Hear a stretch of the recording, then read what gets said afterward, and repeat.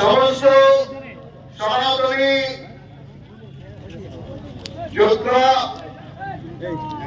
এবং সনাতনী বিরোধীদের কাছে বঙ্গীয় হিন্দু রক্ষা কমিটির পক্ষ থেকে বিনম্র নিবেদন জানাই, আপনারা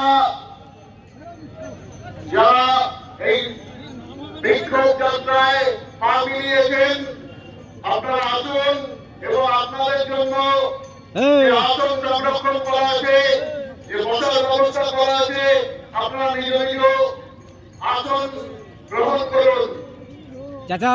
এখনো বিভিন্ন দিক দিয়ে মুর্শিদাবাদের বিভিন্ন প্রান্ত থেকে এখনো সনাতনী যোদ্ধারা, সনাতনী বীরাঙ্গনারা আজকে এই সভাস্থলের দিকে, আজকে এই বিক্ষোভ স্থলের দিকে রওনা দিয়েছে, তারা পথে আছে, তারা অবিলম্বে এসে পৌঁছাবে। তাই সমস্ত উপস্থিত সনাতনী যোদ্ধা এবং সনাতনী বীরাঙ্গনাদের কাছে বঙ্গীয় হিন্দু রক্ষা কমিটির পক্ষ থেকে বিনম্র নিবেদন জানাই, আপনারা আসুন এবং নিজ নিজ আসন গ্রহণ করুন। আমাদের এই বঙ্গীয় হিন্দু রক্ষা মঞ্চের হিন্দু রক্ষা কমিটির যে সমস্ত স্বেচ্ছাসেবক আছে তাদেরকে আমরা অনুরোধ জানাবো, আপনারা চান এগিয়ে যান এবং সমস্ত সনাতনী যোদ্ধা এবং সনাতনী বীরাঙ্গনাদেরকে নিজ আসন গ্রহণ করার জন্য অনুরোধ জানান। এবং আমরা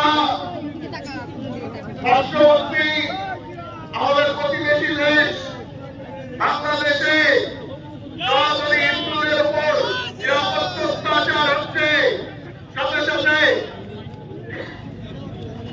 আমাদের দেশের সার্বভৌমত্বের প্রতীক, আমাদের দেশের শক্তি সৌর্যের প্রতীক, আমাদের দেশপ্রেমের প্রতীক, আমাদের যে জাতীয় পতাকা, সেই জাতীয় পতাকা অবমাননা হচ্ছে এবং ভারতবর্ষের সনাতনীদের